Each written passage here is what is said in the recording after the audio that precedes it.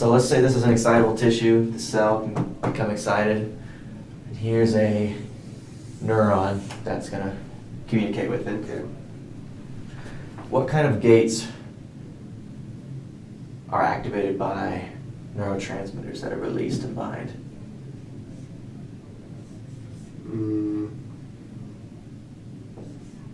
Are you asking like for a specific ion or? Specific name of the gate. Okay, so the ligand gate. Ligand. Okay. So this guy's got some vesicles. He releases some neurotransmitters. Binds to the gate. Okay. These gates open. Do you know what ion comes in when these gates open? I don't. I do want to say it's potassium or sodium. So yeah, because potassium wouldn't want to come in, right? Potassium has a higher concentration in here, so it wants to stay out. So this is, I mean, if it's active transport, like potassium pump, then it will come in. But these are just opening up and letting sodium specifically flow through, because that's the only thing that they allow in. Okay. So sodium comes in, both of these. Now what's that going to do to the charge of the cell?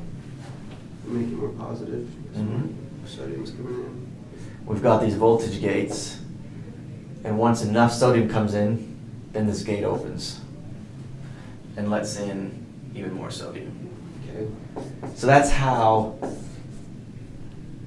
the charge in the cell changes enough to open these gates. It's because there's a stimulus. Ligand gates are open, Okay, got it. which then allows the cell to depolarize, Uh-huh. which means get higher, Yeah. more positive. Then these guys open. Okay. Is sodium the only one that does that? Like, what else will change what else can activate voltage gates? It's mainly sodium. Calcium comes in. Calcium has a voltage gate, and it could have a ligand also. I'm not too sure. I know the main one is that the sodium flows in. Okay. Just because in class we were talking about the voltage gates and the sodium ones. I guess this is more with action potential probably, but the sodium ones open and close more fast than potassium ones. They open and close slowly, and that's what causes like the hyperpotential or the afterpotential and stuff like that. Yes, and that's exactly what I'm drawing right here, Okay. right? So I'll draw the graph to correspond with this, because here's -70, right? Here's our threshold. Do you know what threshold represents? Yeah, it's just when the action potential will occur once it hits that. And what happens specifically at that point? The action potential occurs, but what causes the action potential to occur? The different graded potentials reach threshold. I mean, I don't know how to. So right when the charge gets this high, well, no, 70. 70 is where it's resting at. But it gets to the threshold, that's when the gates open. Okay. Same thing. That's when the voltage gate opens. Okay. So right here, what's causing it to climb? The ligand gated channels that are open. And then it hits this, and when what opens once it hits threshold? The voltage gated channel. Voltage gates, yeah, these guys open up. Sodium starts coming in and calcium. And then what's that going to do? These let in a lot more sodium than the ligand gates did. So what's this line going to do? It's going to spike. Spike. And then why does it come back down? What causes this to happen?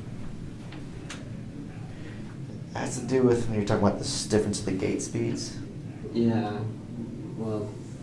Which one's open first? But at that point, are all the potassium ones open?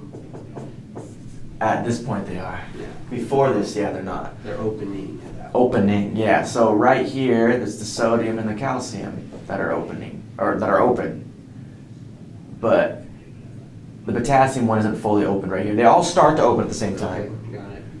But once it's up here, then potassium. Okay, so once the potassium gates are open, then potassium can leave the cell. Can what? Can leave the cell. Exactly, and that's going to make it That's go what more causes it negative. to go back. Exactly, you it. got it. That's what causes it to go down. Okay. Eventually, I mean, these all shut, Uh-huh. and it gets a little bit low. What causes it to stop right here at -70 again?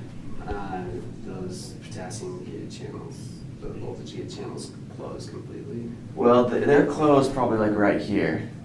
Okay. So instead of this climbing all the way up, what causes it to plateau at a certain? I don't Remember those one channels said like mainly contribute to the resting membrane potential?